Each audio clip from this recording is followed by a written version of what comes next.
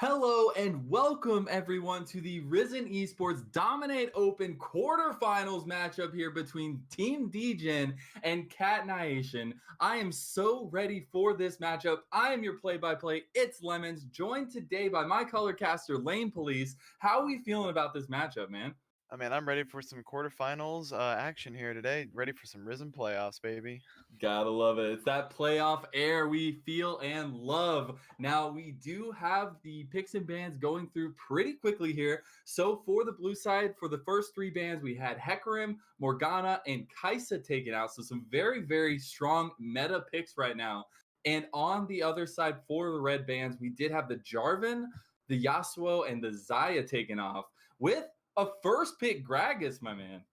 Yeah, it's pretty interesting to see. But yeah, going back to the bans there, Degen there banning the Kai'Sa, which kind of forces Nyation's hand to ban the Xayah. Otherwise, it would just first pick Xayah Exactly. there. So it's kind of what we're seeing. The top two AD carries down. Wonder if we're going to see some other AD carry picks or some mages being played in the bot lane.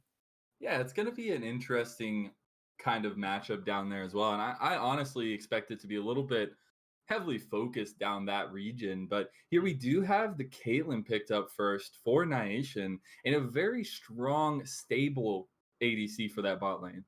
Yeah, she's good in the early game and good in the late game. A little bit of a trough in the mid game. So it's going to see. We should see like how the rest of the comp is built around the Caitlyn.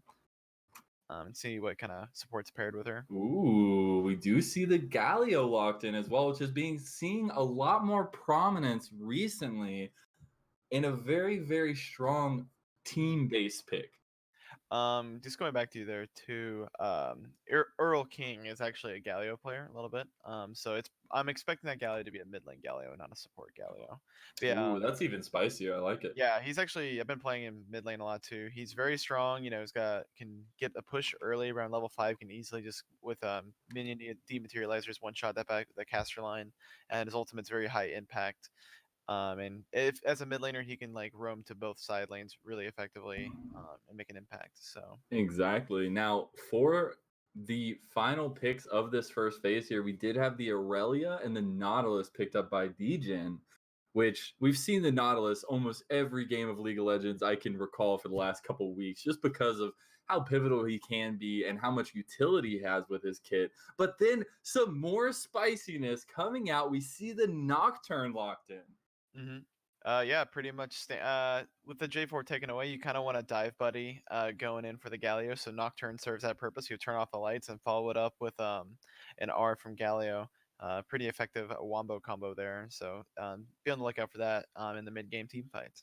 Yeah, and I like the fact that they're kind of keeping this mentality with this composition. They know what they want to go for, and they're starting to build pieces around it. Now, for Degen here, you're just going with some power picks and hoping that just throws them off here, as we do see the rise and possibly, it's going to be the Ashe ban for Nyation and the Zoe Renekton ban from Degen on the other side. Degen must think this Galio might be going to support. That's why we see that Zoe ban, but I'm expecting it to be mid lane. It could be a support though. Could throw it down. I don't know if it is traditionally a good matchup at the Nautilus, but no, it's going to be a Thresh. So that's definitely going to be a mid lane Galio. Yeah, I was going to say, I don't expect that matchup to go very well for Galio into the Nautilus, but hey, you never know. The outplays could come through, but we do see that Thresh locked in there. Great combination to pair with the Caitlyn. And then on the other side, the response here could be the Ezreal with that safe pick. Yeah, but you don't really want to pair like Ezreal with like a Nautilus. You kind of want to go a little bit more of an aggressive AD carry here. Like, I know it's going like down, the tier list, but a Lucian pick here, honestly, I would love to see it. Like, don't go down the tier list, man. We can't do that. I think he's just a better. Oh no. Yeah, I don't know. Lucian actually is pretty strong now. A lot of people are going that Essence Reaver crit build instead of his Bork Cleaver, which I think the crit build does scale pretty well into the mid and late game. Like, he's still a good AD carry. I think he's like on par with an Ezreal, and I think just when you have a Nautilus pick, I think the Lucian is just a better fit than an Ezreal, because Nautilus is going to want to make plays early, and Ezreal does nothing early. Exactly, and that's the biggest thing for me as well, is that combination is just a little off kilter for me. But the lethality coming through from Degen, you have the Aurelia and the Akali, which is insane. Now, I have to say from Nyation, I was really, really hyped about the hover of the Poppy. I think that would have been an insane clutch pick there, especially with the mobility that Degen is bringing to the table. But they Yeah. decide, I want to go for more globals. I want to go for this wombo combo style composition. They go for the Shen. Yeah, I think the only problem I want to like be careful if I'm Nyation here is you do really only have one really good damage threat in Caitlyn. In the late game, Galio is not the biggest DPS. Yeah, he can do a lot of damage in the mid game, but late game he doesn't do as much. He's just more of a taunt and knockup like bot. So if this game does go to the late game and Caitlyn dies, I don't think Nyation's comp has like enough damage in like to win a team fight. So Yeah. when you have people diving in with Galio and Nocturne, I think what Shen should Thresh for sure will be like on Caitlyn defending her. But it'd be interesting to see how like do they go full dive in with the Shen, Galio, and Nocturne, or do they kind of like dive in with two and then try and like peel like the Aurelia and Akali off the Caitlyn with a Shen and Thresh. It's gonna be interesting how these Exactly. fights evolve. Yeah, I'm really excited to see how this game is going to wind out, especially with the differences in the compositions here. And talking a little bit about that, I did want to highlight. I mean, we are in playoffs now. The people who have made it are in so far. So, looking at the history of these two teams here, I mean, we had Team DJ at 5-1. We're the second seed, able to kind of boost themselves up a little bit. But with Cat Nyation, they were 3-3, tied in their group, and won the tiebreaker Yeah. against the six to get here in the playoffs. That's gotta feel good coming into this game, and gotta give you a bunch of momentum as well. Yeah, I already got like those do or die like games in where like DGN kind of like coasted into the playoffs. Like they got a second seed, but they probably haven't been playing that many meaningful games down the stretch. Like they knew they were in playoffs. They're playing for like seeding or whatever, but like they knew they were in playoffs for a while. Whereas Nyation was fighting tooth and nail just to get in. So I think a little bit more, of that experience, that do or die moment for Nyation going in. But DGN, 5-1 team could very well easily just be like, we're the better team here. And could We're easily just gonna just turn it on. Yeah, exactly.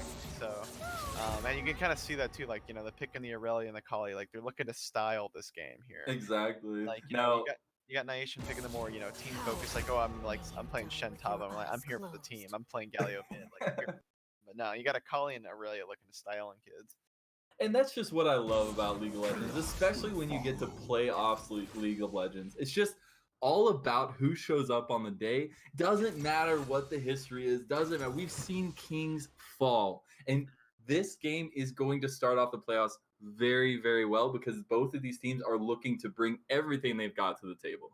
Yeah, and if I'm looking at like the two comps, I do favor Nyation's a little bit. It's a little bit easier to execute, whereas Degen is gonna have to like kind of skirt these like fights, try and get picks, and kind of like you don't really want a true team fight. You want to kind of like dip in and out with the Aurelia and the Akali and Ezreal, just kind of like poking and like then choosing which target to go on. Whereas with Nyation's looking for like we have our Nocturne Galio go button when we like once we hit those ultimates we go in and we wipe the team. I think it's a little bit more straightforward comp and usually those comps are definitely easier to execute and like not diamond games.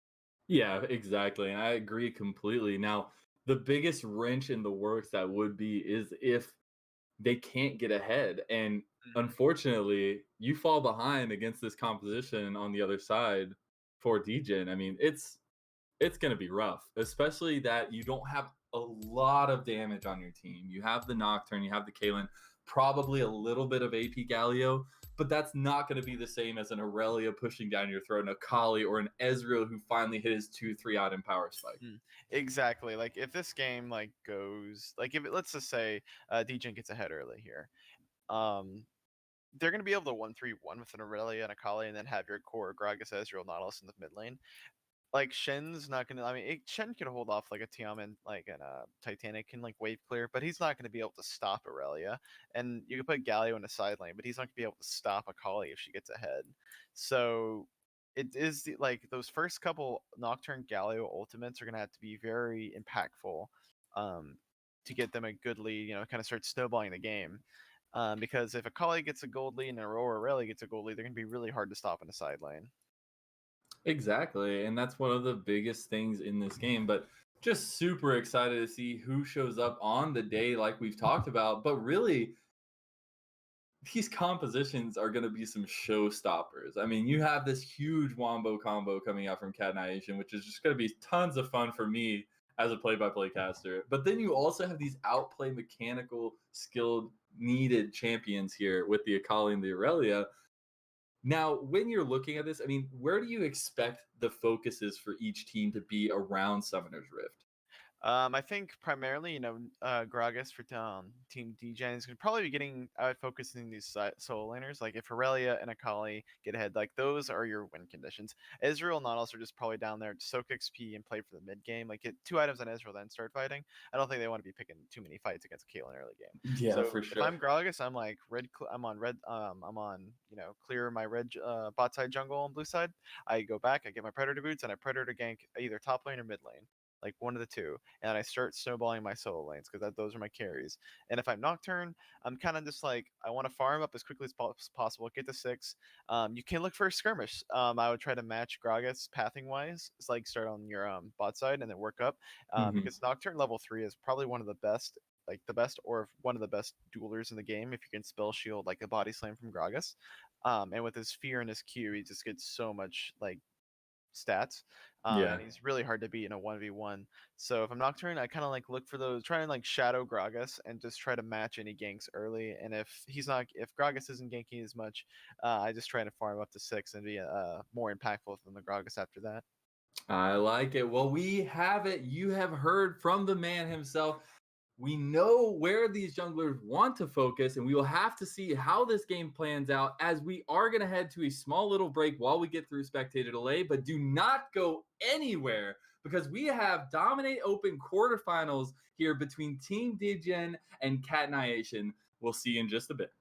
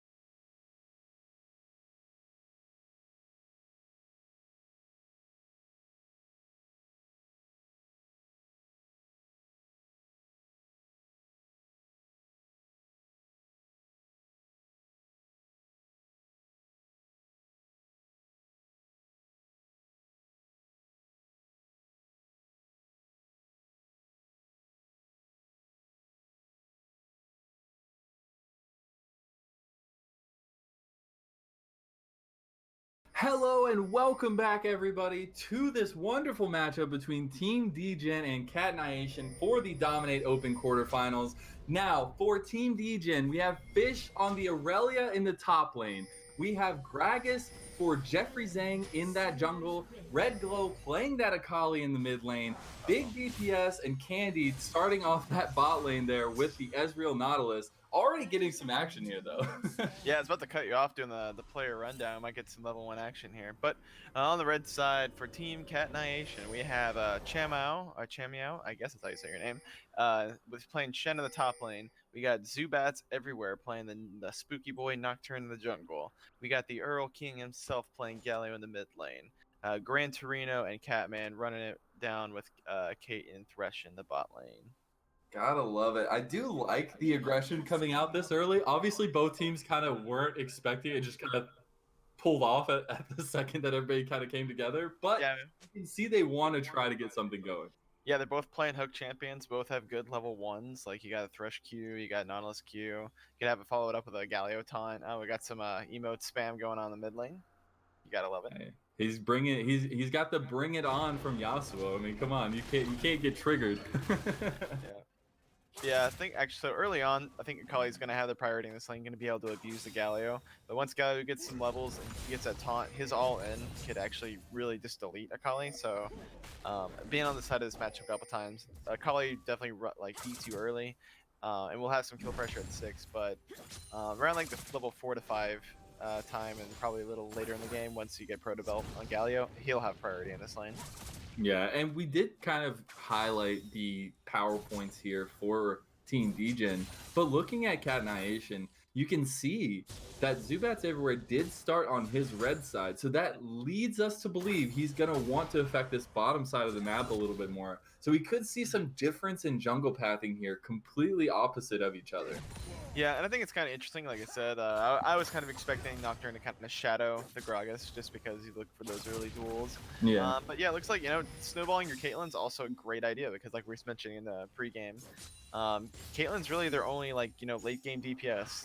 Like Galio is not going to be doing as much as Akali is damage wise. Like he might if he gets a big old taunt and like QE Proto Belt in like a big fight, but it's not as it's not as easy to execute as Caitlyn.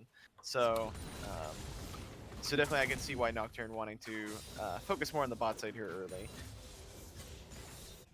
Yeah, and really looking at how these lanes have gone, we see the dredge line landing first here. Candied wanting to go all in. Jeffrey Zhang is here, misses the body slam though. Great flash there from Catman, like you said. Yeah, I guess Gragas could have maybe tried to get flashy with a body slam flash there, but instead just forcing the Thresh this flash, and now they're gonna fight over bot scuttle. Also, Aurelia's fighting in a giant minion wave. I was gonna say, I don't know if that's the best idea. The flash coming through from Shem Yao. Oh my goodness, what an outplay from the Shen in the top lane. Yeah, I mean Aurelia wanting to pick a fight in like a wave that had a cannon and like 6 casters in like level 2 that's just gonna like melt your HP bar, and then she realized like, oh man, I'm in trouble, and then just gets hit with a taunt and like the cannon just walloping on the Aurelia the entire time. Oh, that feels so bad. Yeah. Oh, and there's the Galio trades. Like, if he can do that, if Galio can proc his Aftershock before Akali can go in on him, he's gonna win every trade. And with the passive buffs he got a couple patches ago. Oh, this could be it. Ooh. Yeah. Nice little move there. Oh, though. going back in. That was once it got the taunt back on, but I don't think anything's gonna come of it. Yeah, his Q was down there. He didn't have any more damage. But yeah, so his passive is, it used to be like only like every 10 seconds, and you would used to scale down to like every 4 seconds. But now it's just a flat up every 4 seconds. And so at every 4 seconds, he's going to be looking just to like auto Akali and get that passive going. And it's a lot of damage. You do like to see Fish still staying aggressive in the top lane, though, as Aurelia should. You just got to be really careful on how you take those trades and make sure he can't take advantage of overstepping. Yeah, and like Shen actually backed with a couple long swords, whereas Aurelia went back for the health crystal. So Shen's got a little bit more AD, and now Shen's trying to fight in a giant minion wave. Just gonna trade back and forth with this. Yeah, Nocturne's actually your top lane too, and the wave's in a really good spot, and so Fish putting down an important ward there to ward out any potential ganks coming from Nocturne. Yeah, and to see how these lanes have kind of gone, we have a pretty even state across the board here in almost every lane. And we haven't seen too much action from the junglers either. We saw the gank from Jeffrey on that bot side, wasn't able to pull anything out of it except for the flash from Catman.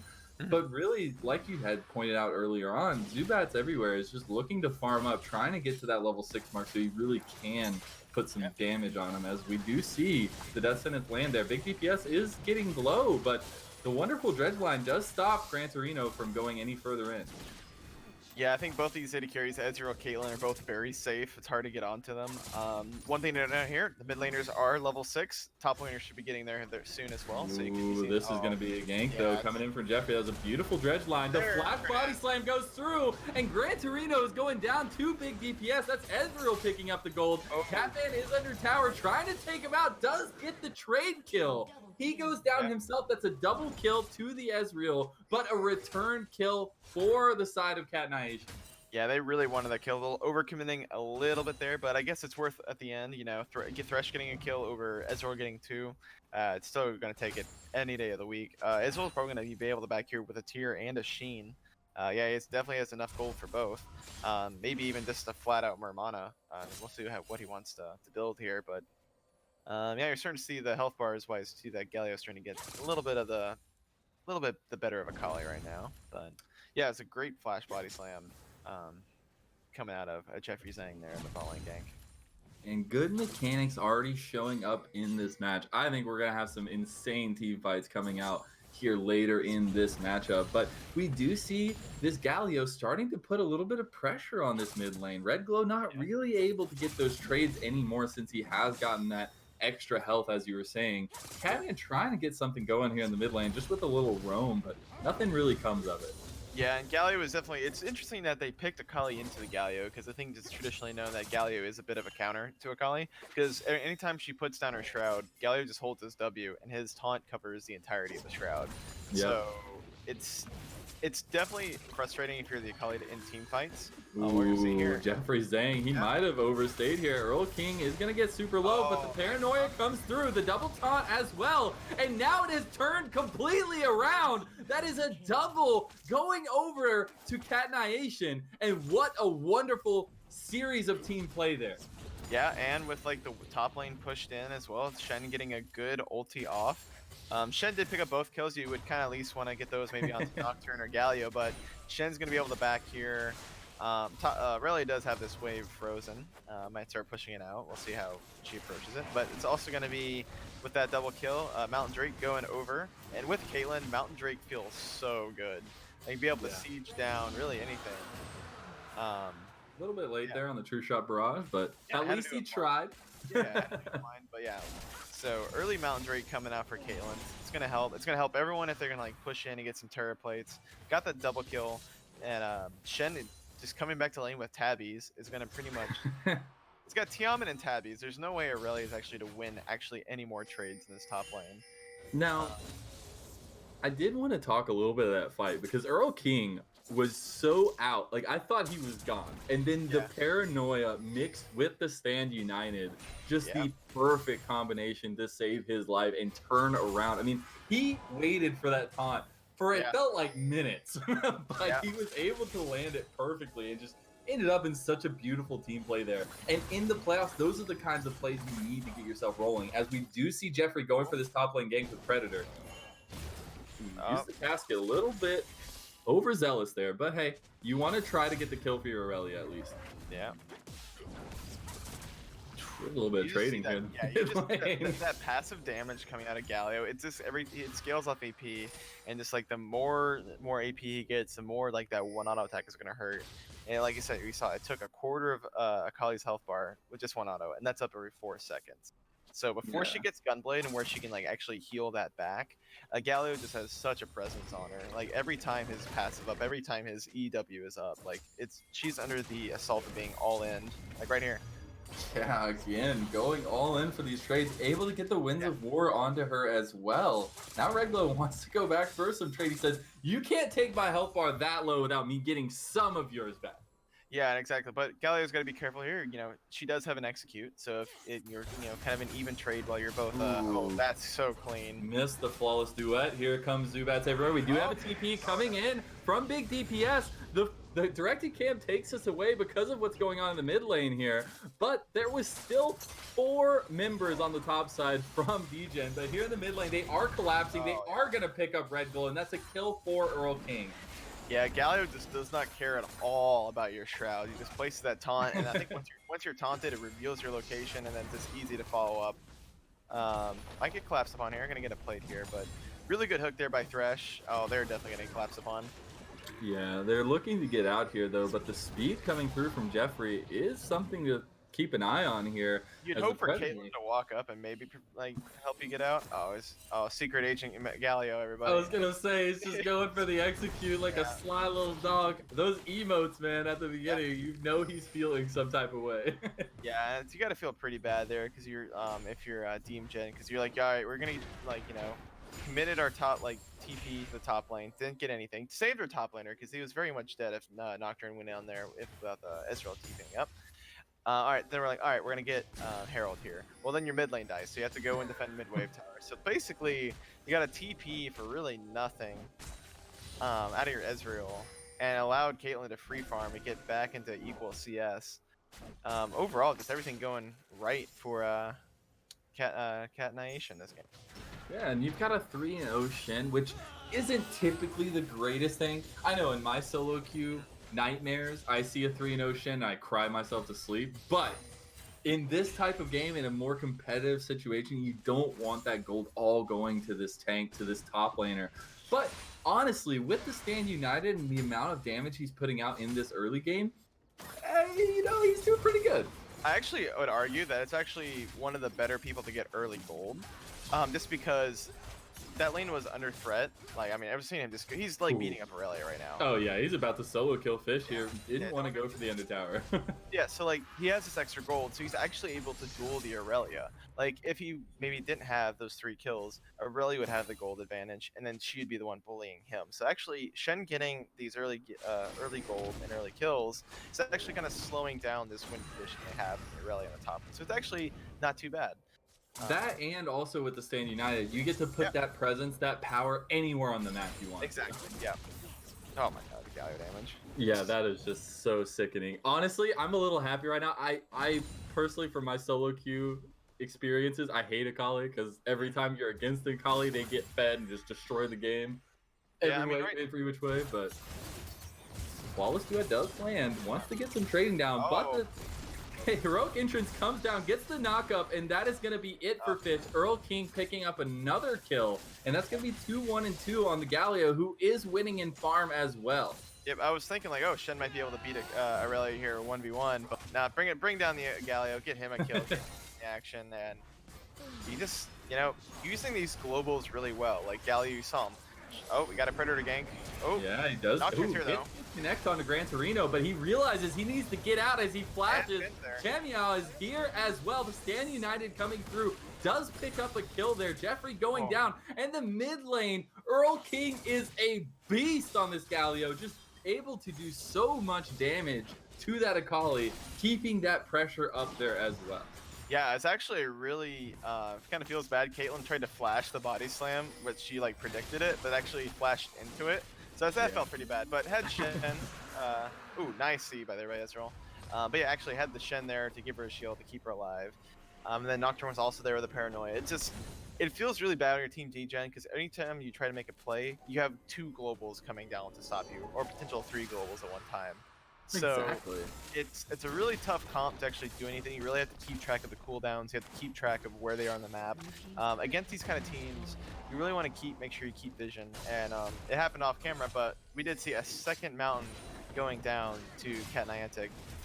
That's a death rush. Oh yeah, he's way out. Catman's gonna be coming in though. Galio is coming, trying to save his teammate. Jeffrey, I don't know what happened to Candide. He didn't follow his teammates, seeing that TP come in, and unfortunately, Jeffrey just goes to his death there. But one of the biggest things I wanted to point out is this Galio has been all over the entire map, and he's still at a 20 CS lead over this Akali, who hasn't left her lane but once or twice. So seeing that, just seeing the mobility in this Galio, able to teleport to a lane, get an ulti in, and then be back in lane right enough to farm is just a wonderful thing to see. Yeah, and it's maybe that, that D4 versus Plat 2 advantage we have here. Like, Galio and Earl King is the only D4 player going. He's, flexing that experience. Right now, he's playing a very good, like, team supportive champion in Galio. Like, my preferred mid play style, I like playing a Galio, I like playing TF. I like these mid laners that can use these globals to, like, roam around the map, just have map pressure. And a competitive, that's really everything. It's great in solo queue, but you really need it to do well in competitive matches. Yeah, exactly. And we got a 5k gold lead in 15 minutes. Double Mountain Drakes, they're going to be able to knock down structures. They're going to be able to do Barons quicker. Like, it's just... Degen need to make a play or two happen, try and get back in this game, because they're in a position where it could snowball really quickly.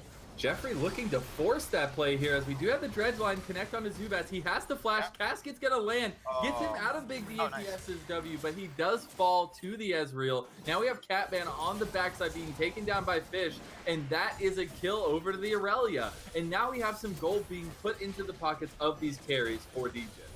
Well, remember when I said there that, you kind of need to make a play to make something happen and get back in the game? Well, that's a play. Gran Torino. Dredge line connects perfectly onto him.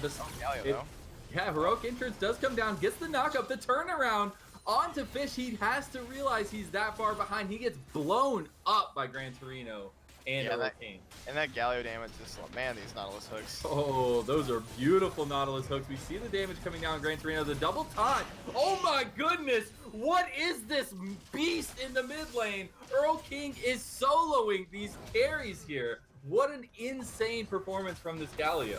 Yeah, Galio, this is Protobell, and he just has high base stats. He just does a ton of damage at this point in the game. And that is rough. God, yeah, it's hard to beat it. It's tough. And all that happened with Shen ult down, and that first fight was with Galio out of position. So it was a good fight to take early on, and they're crawling back in. It's still a 5k goal lead, even though they lost that mid tower. So trying to make things happen, trying to it's always better to try and be proactive when behind instead of letting the enemy team just kind of dictate and run over you. So you like to see it. I mean, Ezreal's got 3 kills. That's what I was just about to point out. Yeah, he's got his Iceborne finished. Once he gets his Murmana cashed in, and fully stacked, he's got 10 CS left on his goal, so he's gonna have some more gold after that. Ezreal's gonna be able to have an impact on this game. And maybe he can bridge that gap for Aurelia into Akali to get back into it after their rough starts. And that's the next thing I was going to kind of cover. Now, Akali in her pocket does have enough to finish her first item, but the fact that we're at 18 minutes in and Akali hasn't finished her first item, that is a huge feels bad for these carries here, for these lethal champions. Now, Trend Force has been completed up there for Fish, so he's going to have that decent power spike, and the Hex Tech is going to come through for Red Glow. But it's going to be about these decisive fights, like how you pointed out, where they were like, we need to make a fight. We go in, Candid gets the beautiful dredge line and is able to set that fight up for his teammates. But we need more of that, because you still are in a decent deficit here with these carries, and you need to find a way to get ahead of the curve. And we were in amazement at this Galio damage right now. This is his spike. This is where exactly. This is it. Yeah. He's also not even going loot in second how you would. I would normally see that when you're ahead, you kind of want to go the loot in second. But he's going right for an hourglass. So he's looking to get in there, make a big play, and then use it safely. But we have a collapse here. Drake. Yeah, but you do have Herald coming in the top lane. They're looking maybe to trade this Drake for a top. Oh, he got it. The steal from Big DPS, and now they want to follow up the fight. Red Glow is in the back trying to take down Gran Torino, but he doesn't have the damage. He isn't strong enough yet. Does die to the carry, but takes down the Nocturne as well. Now Gran Torino is running for his life, dies to the barrel, and in the top lane we have a 1v1 between Fish and Cham Yao. Who's gonna win it? It does look like Fish is gonna come out on top up there, and all of a sudden we see a swing in momentum here for Team Degen. Yeah, what actually happened there is Shen's ult, it's on CD, so Aurelia canceled his ultimate. So that's actually a huge play there by Fish, because I think if Shen joins that fight, it swings the other way. But because Shen did not get down there, still dies though. You hate to see it, but Fish did his job. He stopped the Shen from joining that fight down there. Ezreal then able to snipe it with his WR. And then Akali on the backline, yeah, she finished that Gunblade, she finished Sorks. Yeah, she can't do much against Galio, but she can still one-shot Nocturne and Caitlyn, and we saw it right there with the execute. This game, still down 5k, but able to steal that Infernal Drake, able to almost knock down the top tower, able to get a kill onto Akali, and a couple more, assists onto Israel. They're getting gold in the right places. Yeah, and Aurelia's slowly building up her strength as well. And we all know how this story ends if you get to these 6 item points with these carries. I mean, it just gets impossible for these outplays. So I am looking for Nyation to pick up the speed a little bit, maybe. I mean, obviously they still have a lot more to go with the goals and time as well, but I want to see them being a little bit more proactive with this lead. Yeah, I think they're like for a while, like ever since they took that second mountain, they kind of just standing around waiting for Dragon to spawn again. But now it's 21 minutes in. You have double mountain. You have Barons on the table. Like anytime, like you see someone bot lane like Akali, or if you see Gragas bot lane, for example, like you just need to like go over and start the Baron. Like make Team Degen face check. Like make them make a play. Now they have Nocturne bot lane, so they're definitely going to be starting Baron now. But Yeah, they're and like looking to go on Red Glow. yeah, I don't think they know he's there. I think they know he may have backed or left, but Red Glow is in danger here. Definitely is. Paranoia is up, so Zubats can come in at any time, but Akali with flash. Kind of farm up. Akali has flash and her ultimate up, and she's pretty close to the tower. Yeah. So she'd probably be able to get out pretty easily. But they are. I don't know about. Well, it is when there's only 2 people. But now you send the entire team down, and I don't know if Akali can live through that. But I think they I don't understand this play actually if they don't get a kill or a tower, because Aurelia's killing the top turret. I think they're trying to bait out the transition here. Yeah. But no, it looks like they're gonna turn that into an under tower here. Earl King going in super early. Ace in the hole gonna start it off. Taunt coming through. Paranoia as well, so nobody can see. Oh, it's all under tower. The Akali is in there, able to survive for a little bit longer. We have him out tanking this tower very heavily. Gets dropped there, and now we have a lot of low health members here for Nyation. That could have it went well, they got the kill, but because their health bars are so low and there was no minion wave, they couldn't actually get a tower or anything, and they kind of lose a lot of tempo from that play too. Like I said, they had double mountains. I don't know why they're trying to 5-man bot lane, just force them force Team Degen to come top lane at the Baron instead of going down there to the bot lane. A little bit of questionable decision making, and it's letting Team Degen get some more scaling going here, and I think they might lose mid lane tower from that play as well. So you're losing 2 towers for 1 kill. I was just about to say, interesting play here by Degen to go for this bot tower there. They aren't able to get it. Fish is going to be in some trouble. Had to pop the Vanguard's edge. The taunt coming through. There's just too much damage to deal with. Fish goes down. The TP is there. You can't stop that anymore, big DPS. Paranoia follows through. You don't have a tower to go after, but they decide not to follow that up. The Destiny lands onto Jeffrey. He's all alone down here looking for the outplay onto Gran Torino. The ace in the hole is going to go, but it goes golden at the last second. It doesn't matter. Just buys a little bit more time. Gran Torino picks up the kill. Yeah, actually, I think Jeffrey may have been able to get that kill there, if not for the Shen ult and the heal coming out of Caitlyn, pretty much instinctively there. If he was able to kill Caitlyn, it would have been a good trade, but looks like Cloud Drake is what they want here. But yeah, going back to that tower dive, not the greatest. You lost some tempo, but able to recover here. You defend bot lane, you get some bot lane damage. They might be able to get this tower. They might be able to kill Galio here. They have enough CC.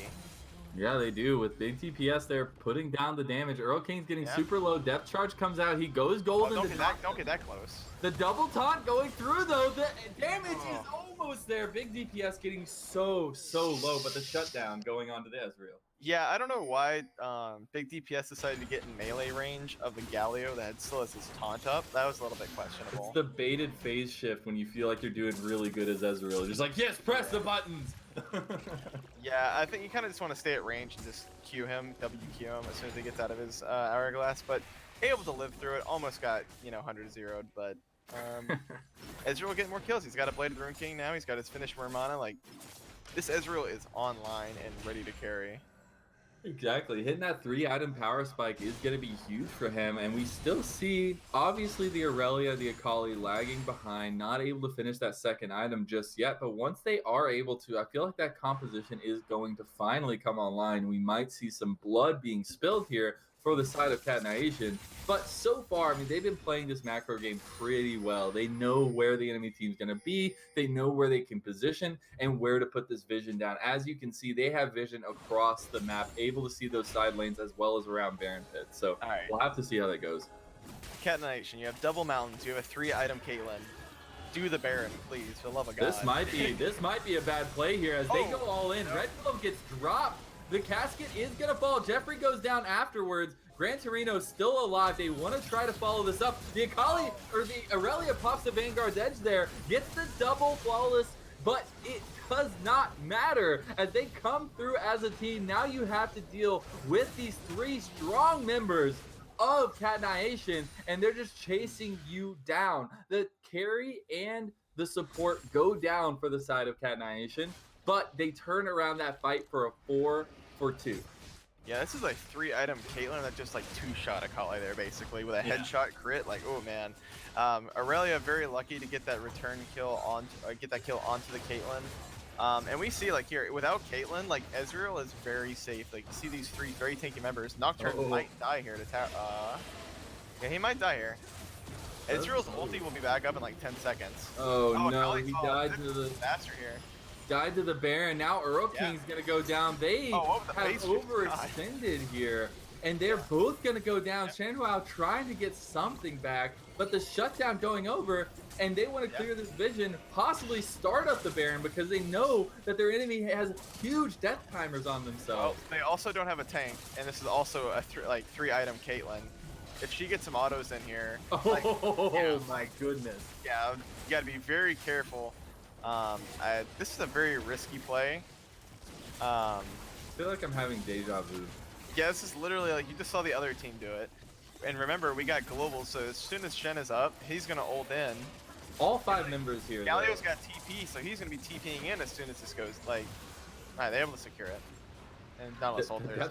I was gonna say Depth Charge goes over just in case over there. Although I have to say, Gran Torino didn't use his Piltover Peacemaker at the moment I thought he was going to, but he used it a little early, which means that they are able to secure that Baron. And good news there for Team Degen, who are within 2K now and are able to pull back that gold deficit that they were at, and now have one of the strongest buffs in the game. Yeah, I think, granted, I don't know if his Ace in the Hole was up, but he may be able to get that Akali kill earlier if he used Ace in the Hole on her. But, yeah, this big DPS right now is, like, the big carry for this team. Like, he is keeping them in these fights. Like, he's doing so much DPS. Like, he alone is basically killing this Galio. But, yeah, like we saw in that last fight, before the one that, Degen lost at the beginning before the Baron throw by, Niantic, was like they were able to get the kill on the Caitlyn, and after that they weren't able to secure the Baron. So it's basically what you want to do if you're Team Degen. You just basically, if you can suicide Aurelia or Akali for the Caitlyn, like that's a trade you're going to want to make all day long, because in this Ezreal is not going to be really no one's be able to target or like stay on Ezreal or to really 2-shot him except like this Caitlyn, or if he gets like into melee range of the Galio again. So really, if Ezreal like if Degen just focused down this Caitlyn, and after that, Niantic's comp just doesn't have as much damage to it. Exactly. Now we do see these side lanes being put to use here. We have Shamyao on that bot side against Red Glow, and so right now, I mean, this Shen has this power.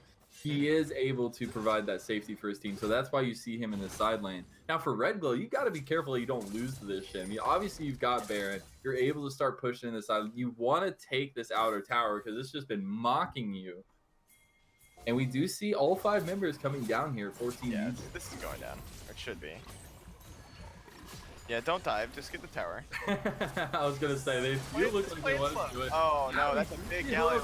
Coming in as well, and the backline is getting dropped on by Zubat, but he goes down to big DPS, who has a ton of DPS, and now the rest of the fight is going in the favor of Team Degen. They're trying to take down these carries, and we have the beautiful re-engage from Red Glow, but he goes down, and now the Caitlyn is finally out of the fight. Big DPS able to clear up the rest of that, and that is an ace for Team Degen.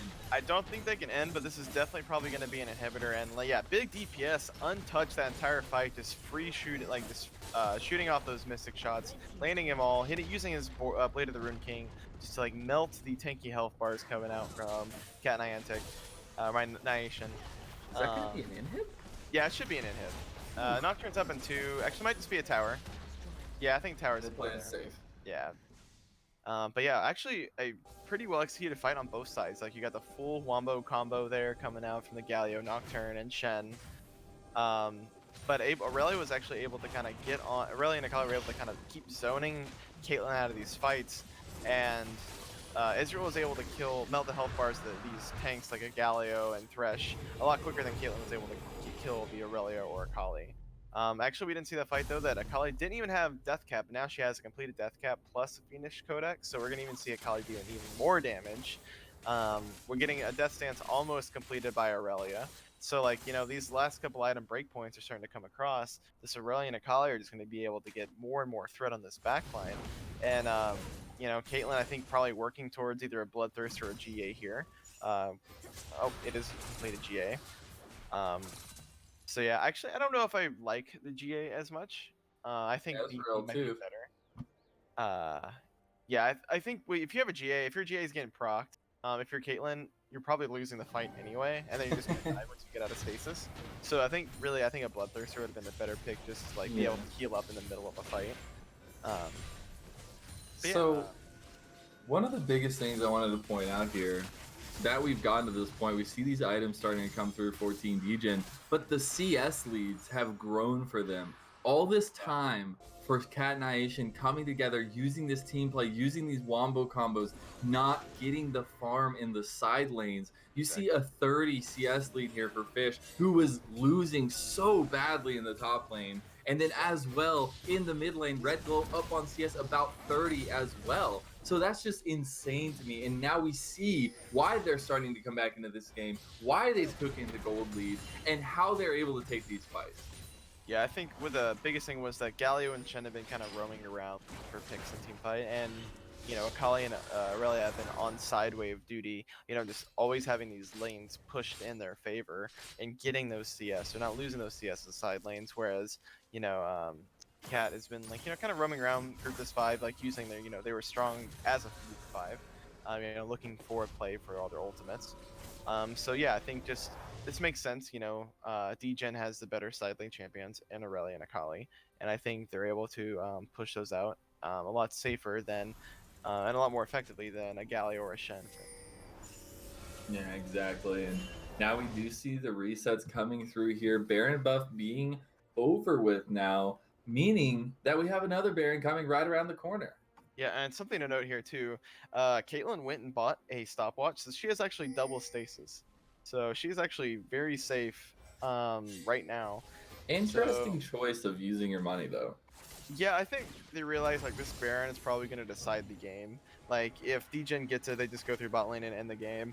But if Nyation gets it, they would double mount. They probably just take like 4 towers and end the game immediately. So I think they Kate realizes, I need, you know, I only have like 600 gold. I'm not going to be able to like buy like another BS sword or something. Might as well buy the stopwatch, get some use out of it in case like I get caught, I can pop it without losing my GA immediately.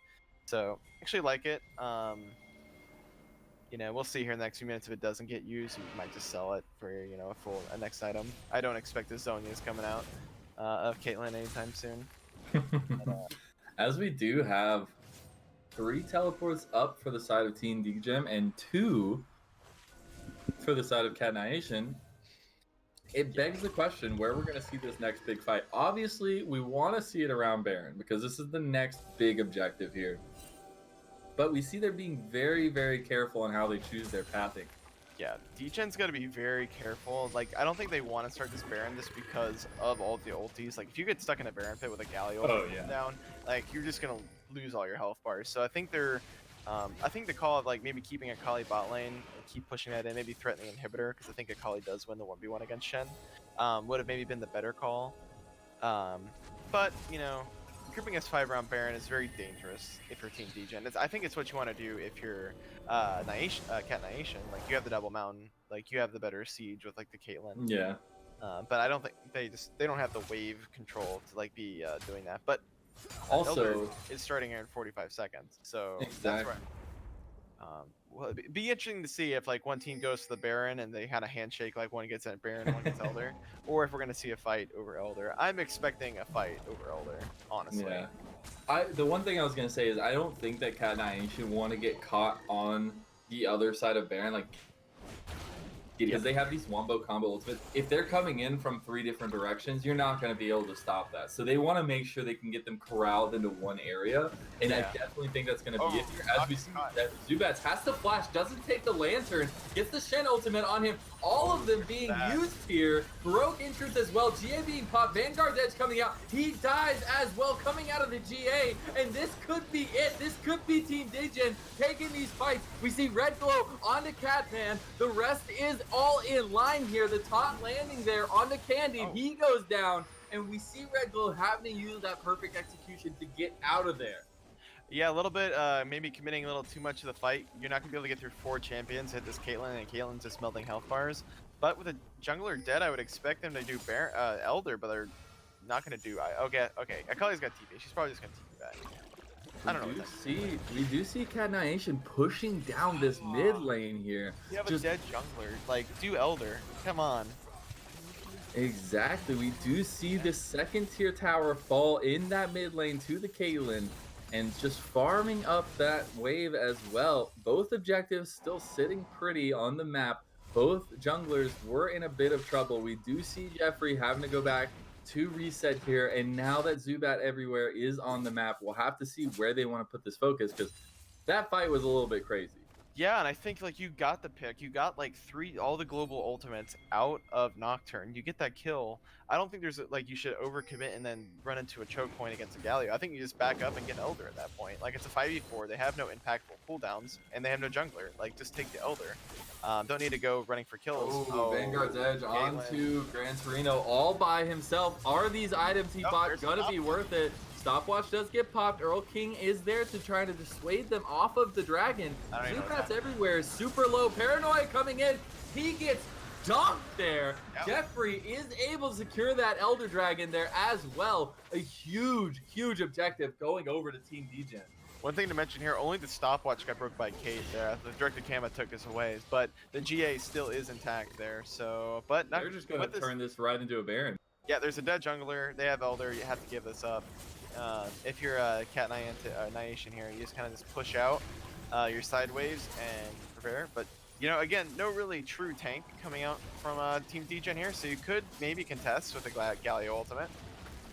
Yeah, we'll have to see if they want to try anything. They want to try to make this not just a free Baron for them. Ooh. It does go down, and they go ahead and pull out. I have to say, Zubat's Everywhere might have cost his team a huge chunk of this game, getting caught out and then dying immediately out of the GA. But then as well as going to fight over that Elder and dying too. That is a rough set of events for a Nocturne who was looking so good in this game.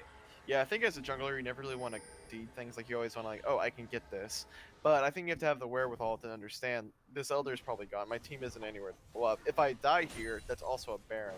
Like, yeah, you lose Elder, but like kind of live to fight another day should be your mentality. Because if Nocturne stays alive, still the 5v5 with the ultimates on the side of Nyation. I don't know if Team Degen just runs over to Baron and like starts that. I think it might be a little bit more apprehensive with a Nocturne up, like with a full team up with those ultimates. But with a Nocturne dead, it's an easy just walk over to Baron, get that, and now you have Elder and Baron for the next like 2 minutes. Actually, Elder might expire here soon. But I'm expecting this Baron to be used to break open the rest of the base, and it's gonna take some good defense and maybe just a big wombo combo coming out to probably defend here. The biggest thing, though, is Team Degen have been playing so well around that fact. They haven't let them get these wombo combos off. And that's how I feel like you have to attack this team. Because if you let them set these fights up, you're going to lose 9 times out of 10. But if you keep causing chaos, if you keep just throwing an Akali and an Aurelia into the backline, these members of Nyation have no idea where to throw their ultimates, what to do. And you can see in these multiple team fights, they've just been caught unawares, and that True Shot Barrage is doing some serious damage. Yeah, I think it's Ezreal right now at this point. He's picked up the Leandries. He's got a little bit of AP. Oh my goodness. Yeah, he is ready to shred tanks with Blade of the Rune King and Leandries. Like, he's ready.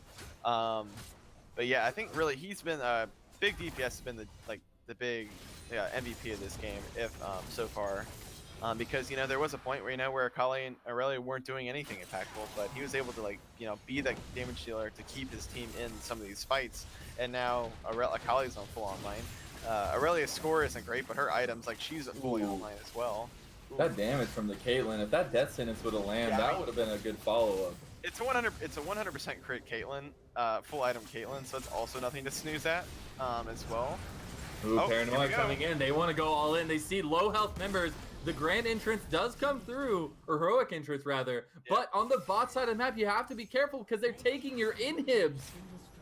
Yeah, and that's why you definitely see like Jay Ford being paired in with a Galio, because nothing's stopping the enemy team from just like walking out. Like you have an Akali and an Ezreal, like they're never gonna get caught within inside a Galio ulti without some other CC. So they just kind of like walk out of it, and then they lose an inhibitor bot lane. And now they're, you know, this top tower is gonna go down into their cannon shot.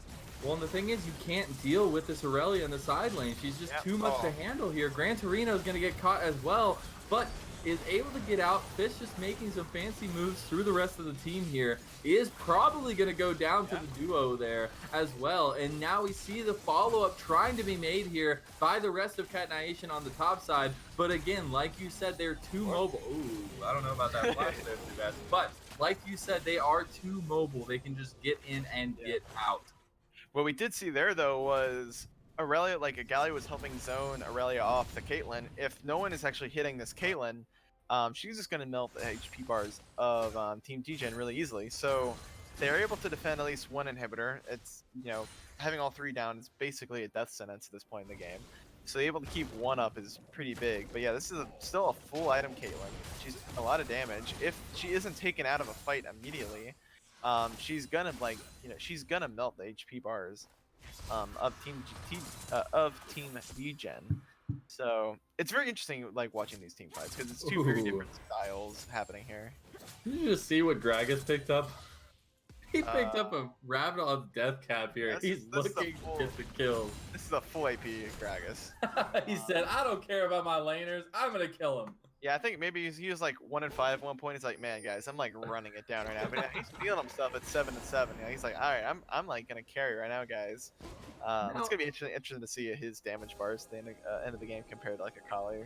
Exactly. I'm now expecting him to have like 60k damage. He's done. If he doesn't, I'm gonna be a little upset. Yeah, he's done so much damage. Caitlyn's done a lot too. So I think a lot of these fights, you know.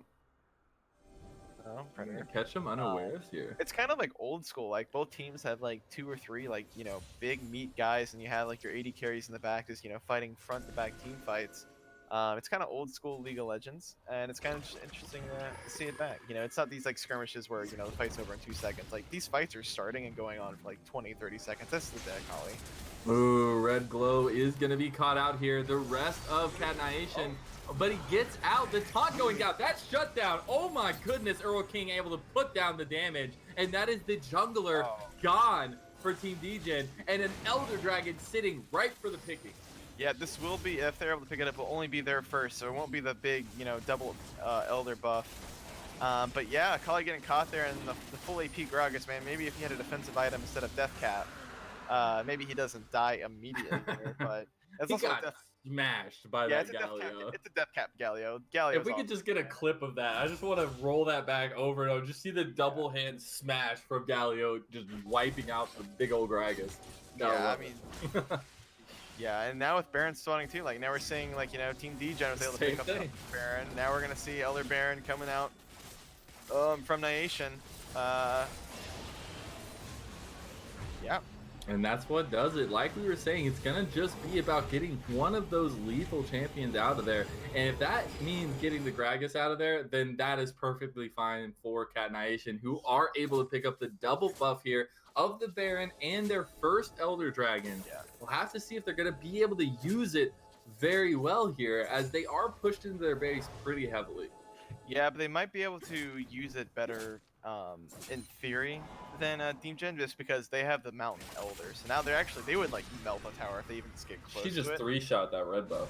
Yeah, this crit Caitlyn is nothing to sneak at all. I think, yeah, they're gonna like put Nocturne in the spot lane. I'd rather put Shen there, but I guess Nocturne's clearing it. But yeah, if Caitlyn gets close to a turret with rapid fire cannon headshot, she might actually just like 2-shot a tower. Paranoia is up, and they are all coming to this mid lane. They might just look to push it down the middle. They might reinforce this. Like, Aurelia needs the back here. Yeah, you can tell they really want it. They get the taunt down over, and even just that took a ton of damage. Casket coming out for Jeffrey. That's a huge ultimate being used with nothing to come of it. And now the siege continues for the Baron up Cat Nyation. I think you're gonna have to send like Shen to back here because you do have Super starting to push in. You're already only down to one Nexus tower. Because that Super wave actually just might take the bot lane inhibitor. But yeah, they're sending Shen back now. You did see that damage onto that inhib tower there, though. Absolutely insane, nasty damage coming out from this Caitlyn. Like you were saying, they don't decide to press further. They don't want to go for that inhib because it would be overstaying, especially. I think they're waiting for the next minion wave. I think exactly. That's what I was gonna say. They're waiting for Shen to be able to get out of that wave and be able to ult for them, because that's going to be that game-changing performance there from him that's going to change this fight. Another casket coming out. That CDR is crazy. They did pick out Catman here. Broke entrance gets stopped though as the paranoia comes through. The GA is popped there, but they're all on to Fish, who's in the back line. And Gran Torino's on a killing spree now. Double kill going over to big DPS, but the carries are still alive here. And it is Gran Torino who is making the beautiful plays here, able to set down the double body slam that was going to follow it up. But that could be it here, as it is a Caitlyn and a Shen who are pushing with Baron buff down the mid lane here for Cat Nyation. Wow, what a back and forth game one. What hell of a barn burner we have in this game as well. Man, this Caitlyn, 100% crit, you know, full build Caitlyn. It's hard to beat. But yeah, what a game one, and you know, setting up for really probably a 3-game set, if I had to guess. That's just crazy. The back and forth, the just fluctuations in gold and power spikes throughout that entire game. And to see that it's Gran Torino on this Caitlyn who finishes it out after everything, after seeing the Galio, the Shen become these monster powerhouses, then fall down with no damage. And then you see the Aurelia, the Akali starting to come up and do insane amounts of damage. But then the team fight goes crazy. Akali gets caught out, and now all you're left with is ADC versus ADC. And it turns out Gran Torino on that Caitlyn with the 100% crit build is just too much to handle. And they do take the game.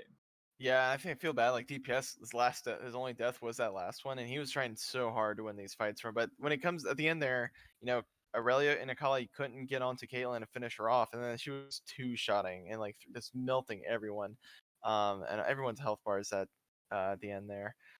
Yeah, very back and forth game. I'm very curious to see what the gold graph looks like because, you know, the beginning of the game, Cat Nation had it kind of, you know, in the bag, had a 6K gold lead at one point, and then it swung the other way. It's like a 4K gold lead for Team Degen, but then it swung back there at the end.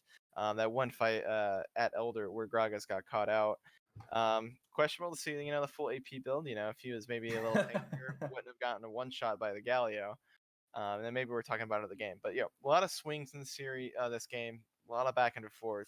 I just love that we saw both teams get the double buff of the Baron and the Elder. Like, I just think that's crazy to me. Yeah, and I think it actually really came down to that Cat Nation had the double Mountain Elder as opposed to like an Infernal and a Cloud Drake coming out.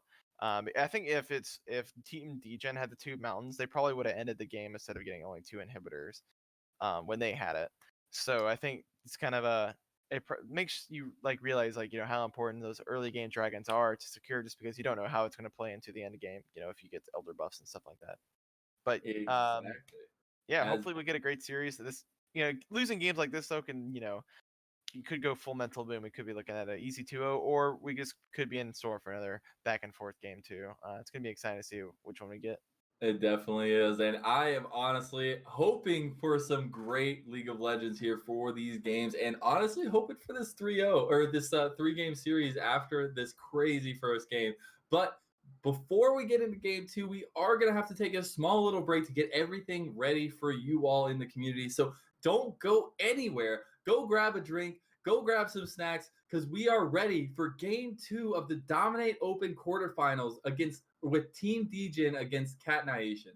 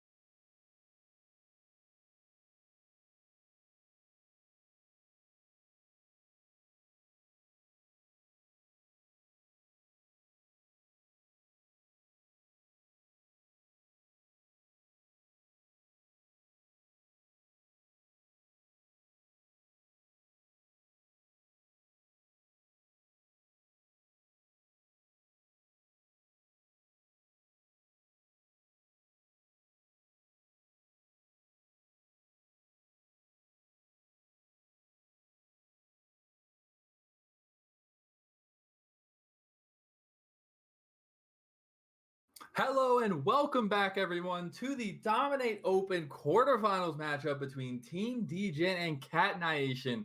We do have the same sides here for game two, with Cat Nyation deciding to keep that red side for themselves. And we are moving pretty quickly through this ban phase here, with Team Degen taking out the Morgana, Galio, and Caitlyn. So some very strong picks from that first game. And Cat Nyation taking out the Jarvan, the Yasuo, and we'll have to wait for that third ban. Yeah, and it's interesting to see that they banned the Caitlyn here, leaving up Kaisa and Zaya. So we'll see if both teams default into picking those. So I'm expecting either a Kaisa or a Zaya pick here coming out of Degen. Nautilus banned out by Nyation as well. So definitely some targeted picks here for that first game.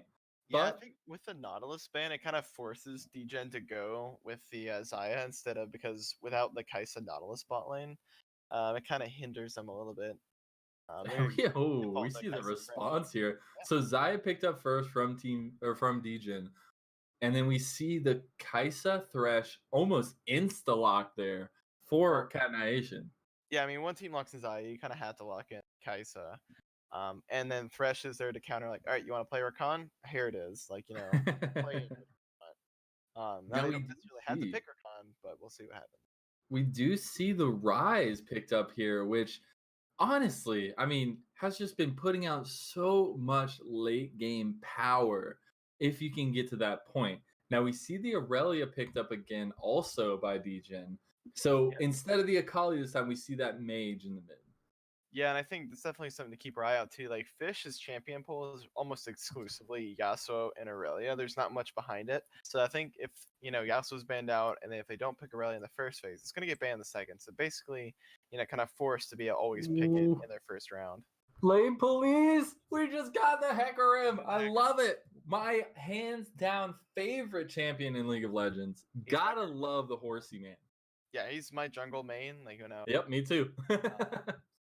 And now we see the Rakan ban, so interesting there. But yeah, Hecarim is not the best in competitive games because he really thrives on getting a lot of resources, and usually in competitive games, junglers are on the lower end of the totem pole for getting Exactly. resources.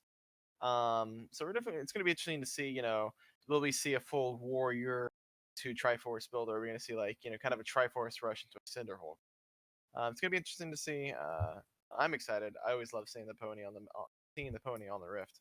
Yeah, especially, I mean, I still remember playing him in top lane way back when, and now to see him actually back in prominence here in the jungle, it's just a good sight to see, at least for a personal view for myself. Now, we do have the rest of these bands going through here. We did see the Shen and the Zoe taken out for Degen, and then for Nyation, we did have Rakan Leona taken off. So very much targeting those supports down there. Yeah, I think right now with Morgana, Nautilus, Rakan, I think you're down to like 6 support picks right now. I think you can also throw Galio in there. So kind of really starting to scrape the barrel of supports that are available. Yeah. Especially like high priority supports. Or like a tank support. Is that a Wukong? Ooh. That is a Wukong top lane. Interesting. Up against that Aurelia there. That's going to be a matchup we're going to have to keep our eyes on. I haven't seen a Wukong in months. Me neither. Actually, I take that back. I saw one in a solo queue game of mine playing jungle who ended up like 17, 5, and 12 or something like that. Yeah, I feel so like that was you don't see him very often, but then you run into one tricks that play him, and then they play him really well. Yeah, exactly. But yeah, We do see Gragas picked up here by Degen. So going again with the same. I hope we won't see the full AP again, because unfortunately it was good at the beginning and towards that mid game, but in those late game fights, you have to have Gragas there with his sustainability and the chaos he can cause in the team fights. So we'll have to see if he changes up his build path this time. Yeah, I like to see I'm fine with the Ludens into Oblivion or Hourglass. That's pretty standard. I'd like to see a tankier pick after that, like a tankier build. Maybe go on a mask or Warmongs or something. It's gonna be a Janna coming out. That's interesting. Yeah, haven't seen that champion picked up very much recently either has been seeing a little bit more priority, I'd say, from an absolute zero to maybe like a 5%er. But you do see a good amount of healing coming out from Janna. So pairing that up with the Zaya is going to be a very interesting combo there on the bot side. And we did see the Kale picked up there as that last pick for Cat Nyation. Yeah, going back to the Janna pick. Oh, I know that I thought it was gonna be Janna Kaisa. I was like, oh, they have this cool shield and interaction. Nope, it's Janna Zaya. So It's throw Janna that on. Zaya. Yeah, throw that on out the window. Yeah. So Kale pick coming in here. It's gonna be. I think a pretty. It's gonna be a little rough, but not as bad. Rise doesn't really come on until he gets like at least one like his Seraph's finished. Definitely not really until he gets a couple items. So I think Kale's, it's a pretty good lane to go into and just kind of farm up. Um, it's going to be a different champion that we see coming out of Earl King because we saw he had so much, agency in the early game with his Galio pick last game and really was able to snowball Nyation early on and really kind of bring them to a win. But now he's going to be on Kale and he's going to be like, well, guys, I'm farming till level 11, preferably level 16. Until then, I'm not going to be a champion. I'm just going to be like doing my own thing. So it's going to be interesting to see. Another thing to note here, will it be a Wukong jungler, Wukong top lane? That's also could be up in the air. Yeah, it definitely is. And honestly, for Cat Nation, I mean, you get to that late game, and it's looking really, really good. I mean, you hit level 16 on Kale. You've got Kaisa coming online as that late game hyper carry that can get into your backline with the Killer Instinct. And you follow it up with the Thresh, Hecker, and Wukong. That's a pretty good combination there. Now, not saying that Team Degen doesn't have the same. I mean, they have the Rise, which we've seen so many times insta kill Yeah. an entire team with the bounces.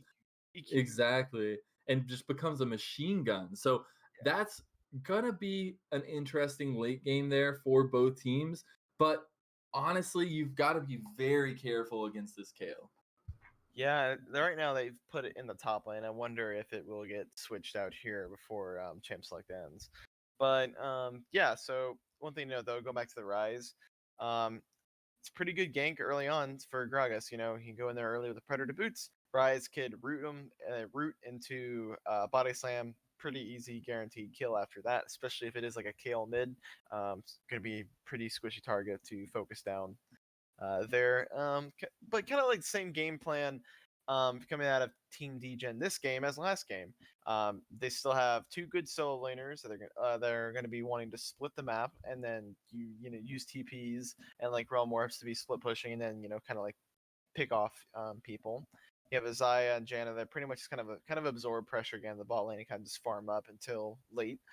So kind of similar, like team comp come out there with a couple changes with the Rise, Zaya and Janna being changed out, but still overall same idea of what they're going for.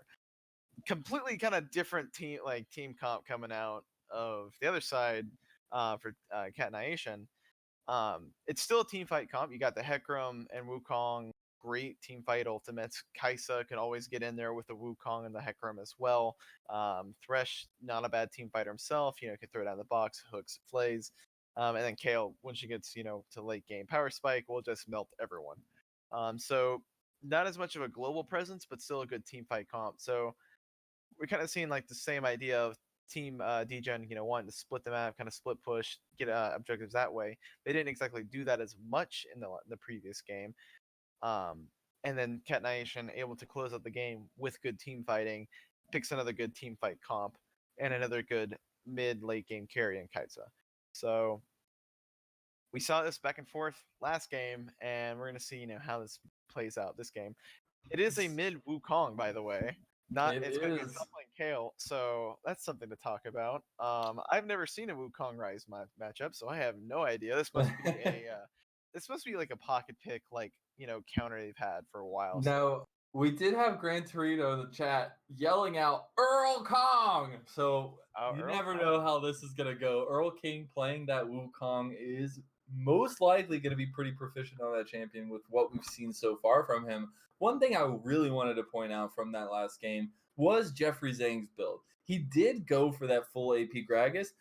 That did affect him in the late game. He did go down very quickly. The other thing, though, the shining light to that, and I don't know the exact time on it, but I swear his casket was on like a 30-second cooldown.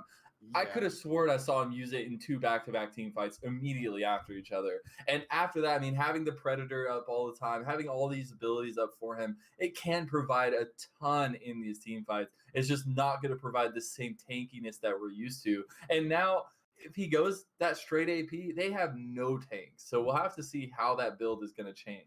Yeah, and I think also to go back there that oh man, I lost my entire train of thought.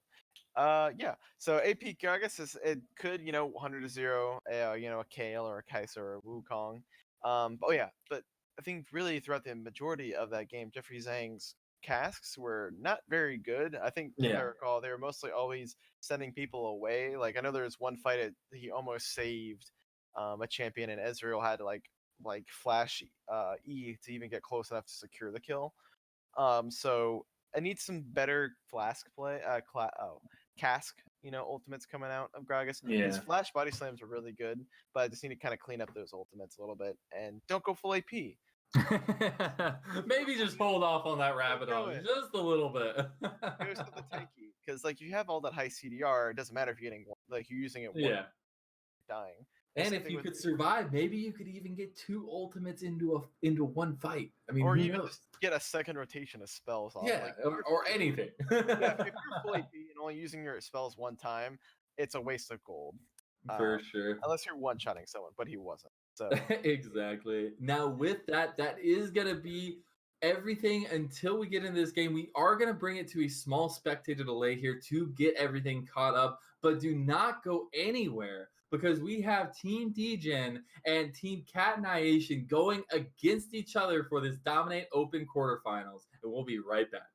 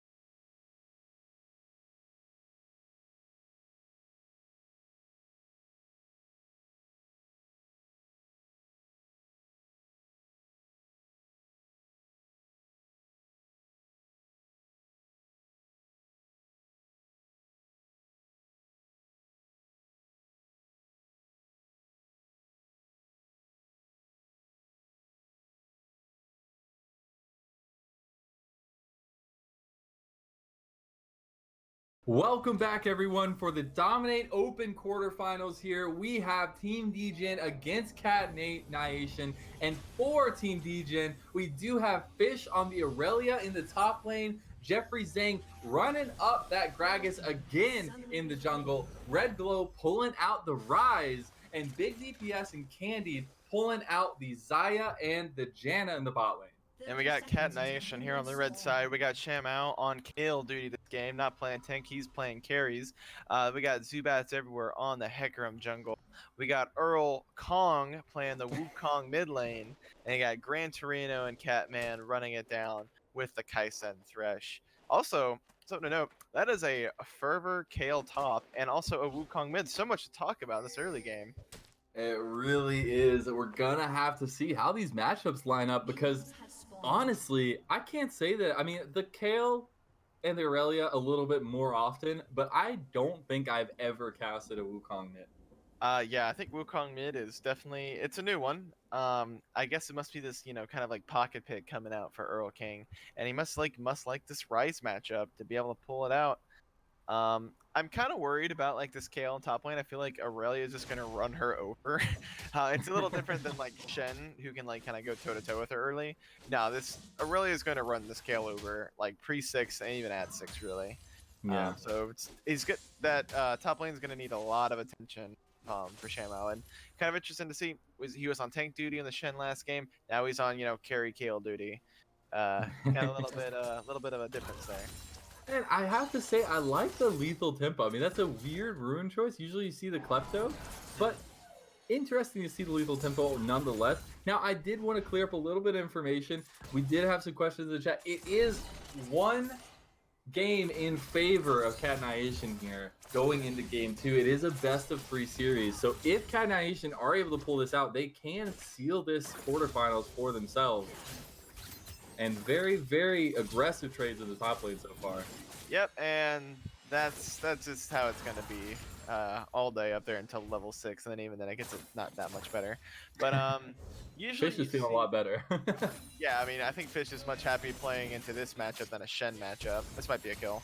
Oh, the flawless duet, level not 2 able flash. to get him. The flash coming out very, very early.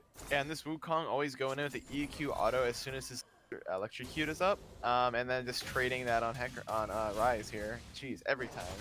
Has E auto so much Q. damage. E auto Q. It's gonna be interesting. So yeah, Wukong's probably gonna be pushing in. This is. Oh no, Shemyao.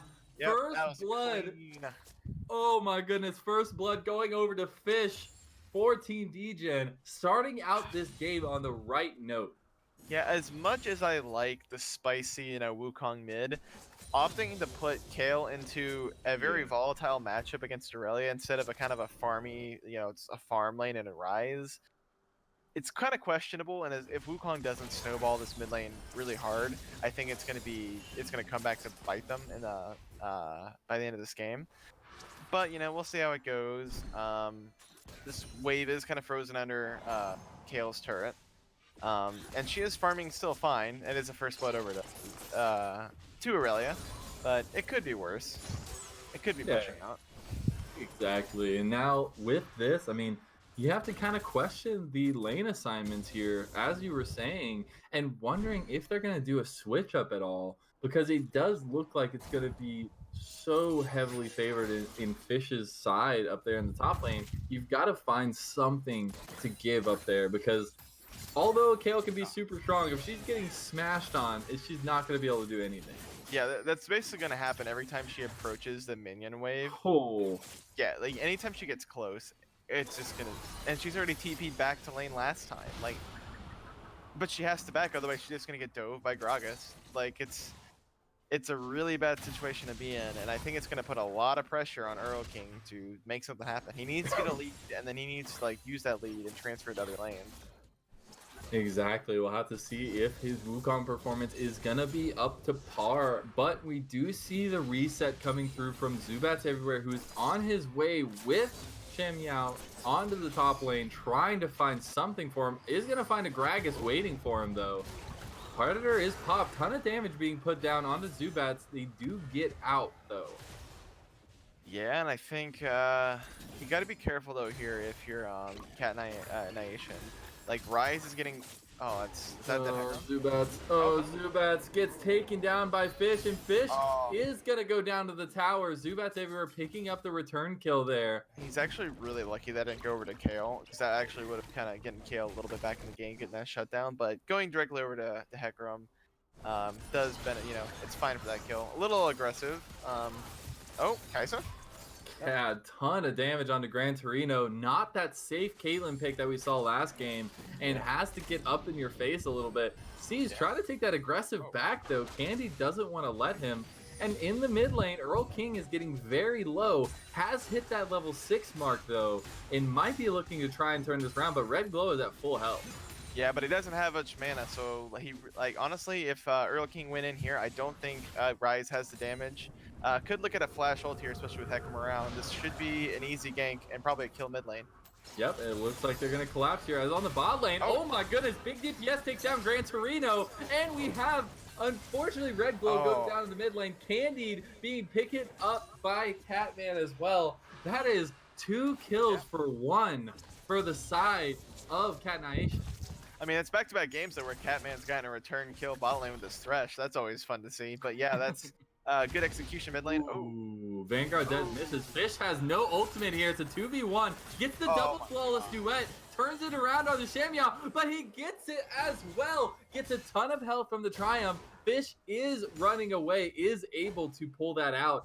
Hitting that level 6 mark. Misses the Vanguard's edge, but can take that fight. I honestly didn't know her W was that long. That's kind of annoying. Oh, that might be a dead pony. Yeah, but he is quick. Candied up here as well. Decided to roam towards the top lane for some reason, but is up there to provide presence. Yeah, I mean, get out there on the map. I don't think, you know, necessarily need to be bot lane. Like this wave crashing, you can give Xayah some solo XP. So, yeah, roam, try to make something happen. I like it kind of coming out of Candy there. But yeah, this Aurelia's a monster. Yeah, such a different tale from last game where we were just watching Aurelia getting Fish is way overextended here. Yeah, he is. As he's looking to get dived on here, we do have the Hecarim, the Wukong there. He's trying to use a fancy feat to get out, but that is a 1v3, and you're not going to be able to do that. That is a shutdown going to the Kale. Exactly the person you want to get that goal. Yeah, I think you got to be a little bit more aware of where your team is on the map and realize, oh, there's no one else topside, and Wukong goes like Mia. I need to back up, and just overextending a little too much there. And with Wukong starting to make some things happen. He still's got his ultimate here in a second. Yeah. Rise EQ, so baby, much damage. EQ. I love that we have like the same champion but different styles a little bit. Like just use the same combo over and over again. See what happens. Yeah, it's like, all right, Wukong goes in, gets his EQ off. Rise goes in, gets a return. It's funny. I think one thing there, Wukong, as the Cloud Drake goes down over here to Jeffrey saying that's probably a dead Wukong. Pro King has the flash, does use the Cloud Strike to get out though. Beautifully done, but Gragas is following close behind. He's got the Predator body pop. Basket going over, and the body slam as well. Earl King popping the ultimate, but the barrel is gonna take him down. Yep, great play there by Gragas. Great cast that time. Good job, Jeffrey. Good job there. Yeah. I think really what Wukong was waiting for his Ignite to come back up before he all-in the Rise, but then just kind of got caught and I think it kind of got caught there, and a good Predator and good combo by Gragas to secure the kill. Zubats everywhere. Gonna take a huge trade there from Red Glow in the mid lane though, and we haven't really seen Zubats really able to affect anywhere on the map so far. He's gotten a couple kills. He's kind of gotten a couple kills donated to him by like Aurelia, and then he got the 1 kill mid as well. So he's farming up. He's going also the Triforce Rush, probably into a Cinder Hulk. It's a little better for competitive instead of going Warrior and then into Triforce. But yeah, I think he's well on his way. He's farming a little bit. He's trying to match where this Gragas is early. He's trying to help Kale as much as possible into this bad matchup. Oh.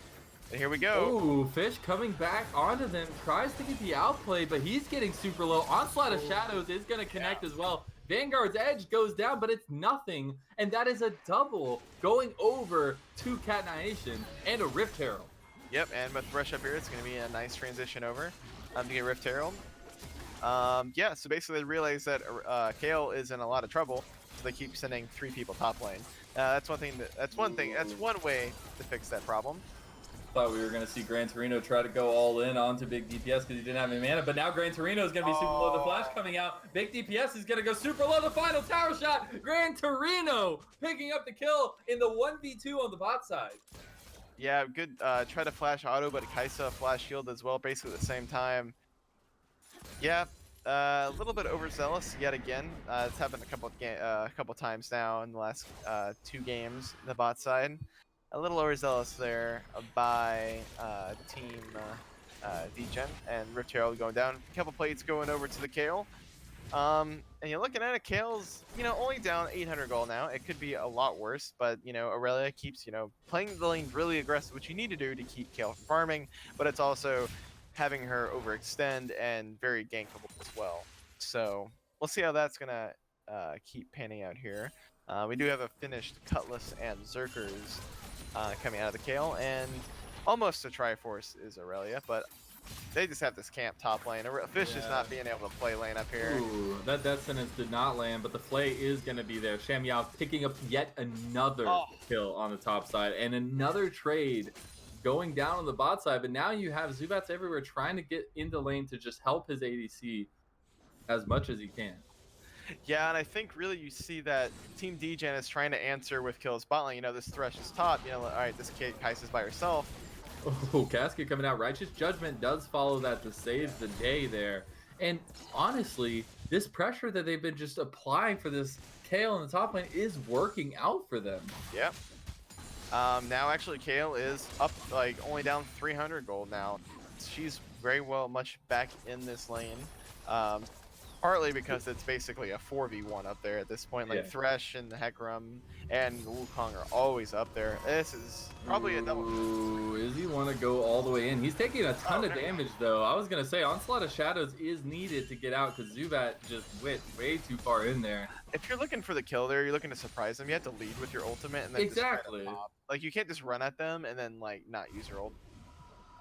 So if you want to that there, you pop that Onslaught of Shadows, and then you follow it up with the rest of your kit. But yes, he does try to get something going there.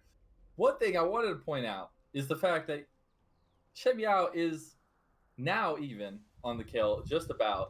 And that is a scary point for this game where you were thrashing this Kale in the top lane. Now she's getting close to the same gold, and at 16, she's still going to overpower you. So the farther you put her behind in these early moments is better for you, but having her even or just about at this point in the game is super scary to me. Yeah, conversely though, because Wukong's always been roaming, Ryze has been able to kind of free farm this mid lane, and he's also going.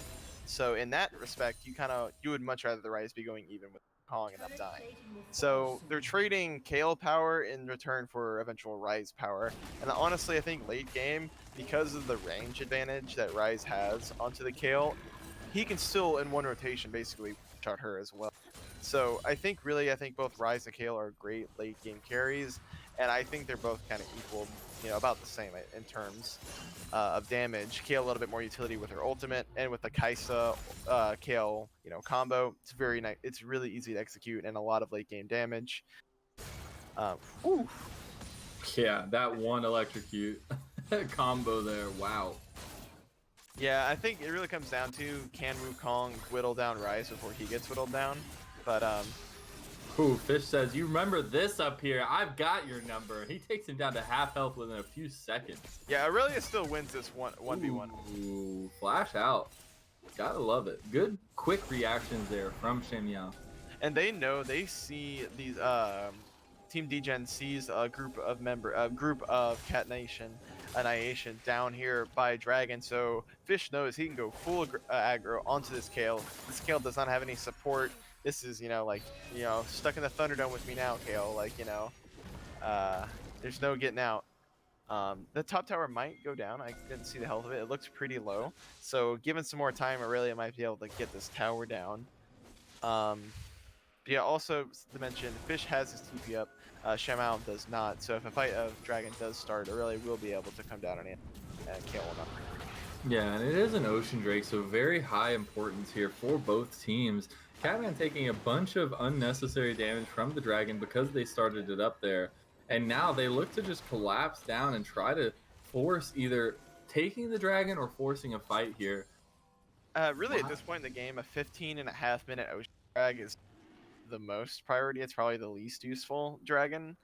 So I don't know exactly why both teams are just wanting to just run at each other. They might just want to be looking for an excuse to fight, and this is a good Exactly right. As one as any. Ooh, the flash in from Earl King. He does get the ultimate off there. Who's gonna take it? Gran Torino gets the double kill there, and Nyation take the Dragon. They come away with everything as Red Glow is slowly being taken down by Gran Torino, but Zubaz everywhere follows him up, and Earl King comes in for the slam down, and that is a 1 for 4 for Nyation. Yeah, I don't know if Degen wants to be fighting against a team with Wukong ulti and Hecarim ulti. Like, I don't know if you want to be fighting in a pit against that. And I think, Nation's like, yeah, you guys want to fight over an Ocean Drake? Let's go. I think opting into that was pretty bad. And then also, you allow Kale to free farm because he TP'd Aurelia down for no reason. So, like, if you're going to fight, TP Aurelia down sooner or walk down because he had to push. I have to say, and it was probably because his teammates were yelling at him, but Earl King with the serious thirst. I mean, he flashed, E'd, and then ultimated in the back of the Dragon Pit. And just insane amount of movement for him, just knowing he needed to be there for his team. Yeah, and then you had, like, I don't know if it's finished before, but Hecarim now with a full Triforce. If he had that in the last fight, he just melts people, and I didn't see it. No, he's just finished it. He only has 7 Yeah, so, that sentence going down on Red Glow. Red Glow's gonna get super low. They decide to turn around, though. The Ignite is used by Catman, though. No Wukong ulti. I thought he had it up. If Wukong ult was up there, it'd been a very dead Rise. Yep. Yeah, I think it's a similar mat state, though, we saw in the last game. We saw that team, Nyation, picked up an early gold lead. They had a much bigger gold lead last game, at 5k at 15 minutes. It's only 1k right now. So, like, are we going to see this swing back? You know, their macro wasn't that great. They kind of, like, stood around when they had a clear advantages. But, you know, are they going to be able to press that advantage better in this game? Or are they going to give time for Rise and Zaya to be able to farm back in the game? Like, it's, you know, it's a question to see. Other tower coming down here. He gets the tower. But does get down. And Shen Yao, out of everything in this game, is on a killing spree right now. I mean, I would hope so, since he basically was like 3v1ing in lane.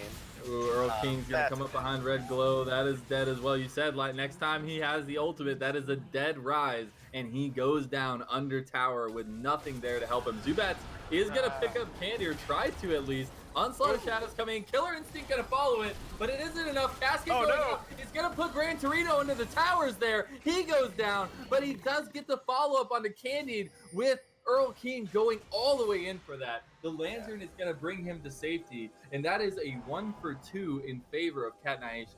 That was almost really bad, where Janna was like almost like just got out, and then Gragas nearly sent Kaisa back into the Janna. I would have been pretty pissed if that was me and Janna died there from the Kaisa, but then she just died to I think it was the EQ from Wukong. Yep. I gotta say, this Wukong pick has been really good. He's making plays with it. You know, he's been roaming. He's been active on the map. He's gotten his top lane ahead. He's gotten ahead himself. He's got 11 out of 15 kill participation. You know, I'm liking it. So also the thing is about this Wukong is, like, if you don't play a lot against him, you don't feel like there's outplay potential. You don't feel like there's a counter to him, because all he's doing is poking you real quick, then getting away invisible. Then next time he pokes you, he pops his ultimate and you die. So it's really hard for players to get their minds wrapped around how to change their game style in this matchup. But here, Big DPS is going to get caught out. Has to use the Featherstorm to get out of the Hecarim engage there. Yeah, I may have been able to live there. You know, he's full health. He's got a full tower and a Janna there. Maybe, you know, I would have personally probably greeted. But, you know, better safe than sorry, I guess. I like the truthfulness coming out, though. Yeah, I mean, like, I feel like I got a full Janna shield. That's only a Hecarim. Like, Kale can't close the distance. Like, I feel like I would have just tried to take the there, but you know, playing it's better safe than sorry, like you said. Now, I have to say, after that last play here under tower where the Onslaught of Shadows came in as well as the Killer Instinct, that has to get you worried because anytime you see a Hecarim or anybody that can stun you, you know that Gran Torino is looking for that Killer Instinct. Yeah, I guess you gotta assume that there could be a Wukong coming out of stealth somewhere too. So I guess you gotta like, oh, if Hecarim's going here, there could be other people. So maybe in that respect, like, you know, using a Feather Storm there is fine. They're gonna try and hold this tower, but again, they're at risk of a Hecarim ulti. He still has Ghost opens up, so you could see Hecarim popping Ghost and then Wukong flash holding under tower as well. So gotta be really careful here. Now we do have another dragon coming up, and it's going to be another Cloud Drake, so the second Cloud of the game. And we see a bunch of pings going down here from both teams, with help being called by Jeffrey to get his team to come try and contest this dragon. But Big DPS is just caught out by Earl King, and there's nothing you can do. Yeah, you gotta, when you're playing against assassins like, you know, Kha'Zix, Rengar, and Wukong, I think definitely falls into that batch of assassins. What are you doing? He goes in all by himself, pops Golden, does get the flash over. Onslaught of Shadow is going to follow. Killer Instinct right after that. Now Red Glow is going to be in some trouble. Does have good damage though. Ryze is starting to pump out that damage. He went, you know, he's stacking that tier. He's got that Roa stacking. Once he does finish that Archangels, once he gets to like Seraphs and then it's fully stacked Roa, we're gonna start to see a lot of damage coming out of this Ryze. I think again, no reason to be there. Like your ADC got killed. All right, so let's give up a dragon. It's not an Infernal Drake. You don't have to feel like you're being pressured. It's only a Cloud. Yeah, it's nice, but you already had one as well. So it's like basically they cancel each other out. You know, I think the biggest thing with teams in competitive is learning when to concede, because, you know, giving over 1 kill and 1 Drake is not bad, but then giving up, you know, your Gragas, and then he also used Flash and Stopwatch. So those are 2 major things that are going to be down for a while. Yeah. That, you know, that could have maybe win you the next fight. So it's always knowing when to concede and, like, you know, when to just, you know, give something up and learn to fight for another day. And I think both these teams, you know, had some of those issues in game 1. That's why we saw such a swinging game. Both these teams were, you know, throwing back and forth. Flawless Duet did land on the Earl King, but they did not want to go in on that. Yeah, I don't think they didn't have vision on where the rest of the team was at. And we are at a level 13 KO, so like the clock is on here. Oh yeah. It had full 2 items come out of the KL2. Shamal is like well on his way to being this late game, this monster. I'd like to see where Ryze is, how close he is to his tier. Don't know if it'll let me. Yeah, he's like 30. He's 30 mana away from getting to the tier, and he's sitting on enough gold to get his Muramana as well. Not Muramana, it's Archangels. Yeah, Archangels that upgrades into Seraphs. So yeah, he's backing now. He's gonna finish that. He's gonna get the Seraphs, and now I think this Ryze is online as well. Will he be able to like that tower? Yeah. Hey, just commit, man. Like I wish he could just attack it one more time. Literally, so like there you go. Oh, but here we go with the engage on the backside. Nice. Onslaught of Shadows as well. Righteous Judgment is used. With big cooldown being used as well. Vanguard's Edge goes out. The fish doesn't follow it up because he knows there's 5 members of Cat Nation strong there. Yeah, I saw Ryze. You know, he shoved in that wave. It would have been nice if he gets some more damage on the inner turret. Looking for it though. Jeffrey with the Predator pop wanted to get something out of there, but that's that AP Gragas again just melting. Oh, and what the Death Sentence lands onto Catman. Red Glow is getting so low. Killer Instinct coming out from Gran Torino. Gets the kill on that. Now it's on to big DPS here, but Gran Torino is getting super low in the back, but it doesn't matter. That is 4 for 1 in favor of Cat Nation. That was just a huge overstay. That was a blind, by the way. Catman did not know Ryze was in that bush. I think he just guessed and threw it out there and got it. I don't know if we're going to see as much swings this game. This is looking pretty well dominated.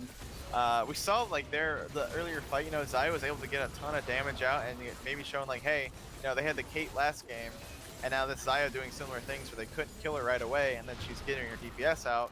But then they kind of just entered a couple more kills to Kaisa and then just overall, you know, give up a Baron there where they really shouldn't have. And really, I think Nyation here is in for nice control of this game, and could look to put break open the base here with this Baron. Yeah, never say never though, because you know what Team Degen can bring to the table and why they made it to the second seed here. They have some power in these picks. They have some power in this team. But if you get caught out, it's not going to matter. Candied has to flash, but again, he follows it up. Earl King picking up a kill there. And after that, it's just run for the hills here for the side of Team Degen. Yeah, I mean, as we saw last game, that Nyation is definitely not not. Ooh, Earl King. Yeah, he's Oh, that was a beautiful hook from the flash. Jeffrey Zhang goes man. down. Righteous Glory, or Righteous Judgment comes down for Shamiao, saving Zubaz. Now Big DPS goes down. The only person left is Fish. And he says, where is my team, guys? Where are you guys at? I don't even see you. Every time that Team Degen starts to turn around a fight, Catman hits like some nice or like insane hook that just swings it back the other way. It's like back to back fights now, where it was starting to go, you know, the fight was starting to swing back to Team Degen's way, and the Catman just hits some big hook and is able to bring it back. Vanguard does go through, gets the double flawless duet, trying to take the 1v5, but he's overextending himself. Now Candy pops the ultimate, but goes down anyways, and Kale is getting dangerously close to this level 16, but it might not even matter, as they found more picks. They might continue to push this or play it safe and pull off of it onto that dragon now to get another Cloud Drake. Another hook hit by Catman to interrupt Aurelia's ulti, not ulti, but her combo. That's dead. Oh my goodness. Red Glow getting so low. Does survive over the wall though. Zubat's gonna be the one that goes down here as the Realm Warp comes through. I hope you don't take that. The ADC took it, and now you're all by yourself over there. Luckily, it wasn't in trouble. Yeah, I thought it was like directly into the team, and Xayah was the only one taking it. That would have been interesting. Sealed your ADC's death here, as Jeffrey Zhang just wanted to check the dragon, ends up dying for it because he is that full AP build again, and now it is an uncontested dragon going over to Cat Nyation. Yep, and a bunch of kills going over. Kaisa getting really fed. Wukong is just very fed as well. Kale is very close to level 16. Sitting on maybe the most gold in the game. Yeah, Kale has the most gold in the game. After the start that Kale had, I don't even know if you're just lying to me right now. Like, that's just crazy to me. I mean, I think it's good good game presence to realize that Kale is one of your, win conditions, and then after, Fish really just started bodying Kale on top lane. It's like, all right, we're going to start throwing all our resources into this top lane to make sure Kale is able to carry. And so just the continuous 3v1 up there was just force-feeding this Kale to get her back in the game. It's really worked out. Yeah, it really has. As we see the pressure being put onto this bot side here, and 4 members, actually all 5 coming up here now for Cat Nation on this bottom. They want to get this tower here. Are they going to try to make their stand here for Team Degen, or are they going to let it fall? They got to be careful with an inner turret though, because it could easily just get wrapped around by a Wukong and Hecarim, so they got to be careful. They don't have Baron though to siege up this tower, so it is a little harder with all the wave clear from Ryze and Xayah. It's hard to kind of push this thing down. Ryze is still putting out good damage. If he can, if Ryze and Xayah can not immediately die and can just be able to play a fight front to back, they might be able to turn it. But that is level 16 Kale now. It's gonna be hard to win fights unless you burst her down. Yeah, it definitely is. And having hit that level 16 with the most gold in the game, that is the goal that you've been working towards as Cat Nyation. And now it is up to you to put the nail in the coffin and seal your semifinals berth here.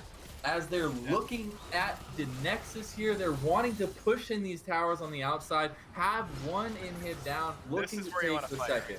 Yeah, this is, if I'm Team Degen, I don't want to really go down multiple inhibs with a Baron spawning soon. I think at some point you have to decide, all right, this is where, I pick my fight. I think under this bot lane tower is probably where they want to do it. Yeah, gotta find the stand, the point that's going to give you the best odds of turning it around. And if it is the bot tower, you've got to be set up down there. But it looks like Nyation are going to transition over to this top lane possibly to try and take that down. I think they're just setting up Baron here, lean the back, buy some Yep. get vision control, get those final buys in. I think some of them are sitting on some decent amount of gold. You know, just prep this Baron and then end the game after. So it's gonna take some heroics out of the side of Team Degen. You know, if a good Aurelia flank can win them in, if Xayah and Ryze are able to just kind of backpedal and just get out their DPS, that could win it. But yeah, you have so much people. Like you have Hecarim, you have Wukong, and you have Kais just diving on you. Then you have it's hard to get onto Kayle at this point. And I have to say, okay, for Thresh, I understand it more. Kayle just left base with 1,000 gold in her pocket. Like, you gotta sell the corrupted pot, man. Sell the corrupted pot. Yeah, like if that's not disrespect, I don't know what is. I think it's more just like not, you know, using all your gold all the way. Thresh, he's like, I want my 2 slots. I want wards, like I want these things. Like I understand that part of it, but the Kayle, it's like, come on, man. But here we are on the Baron. Are they going to try to contest for this? As we do see Jeffrey in the mid lane, hasn't started walking, now has. Wukong Zubat everywhere is there. Wukong is on the flank. They don't know what they're walking into. As the Onslaught of Shadows come down, Righteous Judgment goes down as well. Shen Yao blows up Candide, and now it's just a wipe here for Nyation. Realm Warp goes down. Regno gets pushed out of it though, and I am so sorry, but that is going to be it. As we do see the surrender coming through here for Team Degen, who say, I've had enough, and that is Nyation continuing the streak, continuing the hopes, and going into these semifinals. Yeah, really good executed team comp there coming out, and great team fighting overall coming out of Nyation. You know, we said it in the beginning of this, you know, that Team Degen was that second seed. They were 5-1, only dropped 1 series the entire time. And then, like, Nyation was, you know, fighting for their life to even be in the playoffs last week. And, you know, I guess that experience, you know, coming in, you know, they were ready to go. And after a really back and forth game 1, I kind of just saw, you know, this one kind of just snowball out of control. And I guess, you know, like I was saying last game, you know, if you lose that back and forth, you know, 50-minute game, it can kind of do something to your mental, you know, you kind of you start pressing a lot. And then, you know, maybe making some, you know, greedy and rash decisions. And just maybe you're not fully able to recover and, you know, come back in the series. And just, I think, great team play overall by the Nyation, and they're able just to close the door here. And you know, it started off shaky. Kayle was really behind, but you know, they just started, you know, sending everyone top lane to salvage that lane, and a lot of people got ahead off it. And that's exactly what I was going to kind of highlight here is the beginning started very well in game 2 for Team Degen. They were on the front foot there. They were doing so well. And I have to say, I have to question the mental here. Yeah, you did just lose a Baron fight, but this is your last game of the entire season, and you surrender it at the end. It's just a little bit unfortunate. I do think that their mental was a little bit shaken by that first game there, especially like you said, going back and forth over and over again and finally just losing in a knockout, drag out 45-minute game. But they did show a lot of promise and a lot of good mechanical skill. I'm looking forward to seeing more from them if we do, but it is unfortunate to end their series here. Yeah, and I think like you kind of saw it early, like, you know, they got ahead and they kind of salvaging back, and then it swung back. And then I think at that point you saw some of them pressing at that Ocean Dragon fight. I think that their mental was like, all right, we're, you know, here's the line in the sand, like, you know, we're standing our ground, we're gonna take this objective no matter what, even if, you know, our comp isn't strong right now. You know, we're gonna take the fight anyway, just because, you know, we feel like the game is slipping at that point. And after that, I think it just kind of started spiraling. They kept taking some bad fights, largely in part though because they were just, you know, always getting engaged on by Earl King and Zubats everywhere. You know, they didn't really have a breath. Like they didn't really have any option to not fight at that point. But yeah, you can kind of see it, you know, spiraling down. I got a question, you know, the builds, Jeffrey saying, you know, full AP Gragas while behind. It's not great.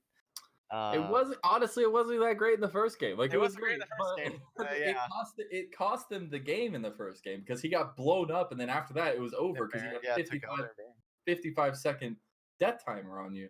So definitely questioning that build pass, especially on the second game. Like, you think everything aligns for him to not go this full AP build, and he does it anyways.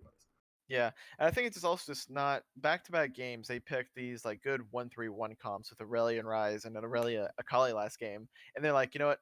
Screw that. We're just gonna team fight like 5v5. And like you guys aren't playing to the strengths of your comp that you drafted. Yeah. So you just kind of like they felt like Cat Nyation, was like throwing down the gauntlets. Like, here's our 5v5 team comp, like our 5v5 See what you got. team fight comp. Like, who's ready to fight us? And usually the answer to that is either draft also a team fight comp and answer that call, or like we're gonna play the 1-3-1 game. Sure, you might engage in R3 and you might kill them, but you're also losing your base and top and bottom. Yeah, So exactly. again, they played it a little bit in the last game, and they didn't play it at all this game, mainly because they just got so far behind, or they couldn't. Yeah, and turning a little bit away from Team Degen, I do want to say congratulations on the season, making it to the quarterfinals, and a good series here from this team. I love to see the communication, the good mechanical plays, like I highlighted earlier, coming out from certain players on this team, but turning our focus onto Cat Nation. The dream is alive. They are pushing through these playoffs and are on to the semifinals to face AO. How do we feel about them going into the semifinals?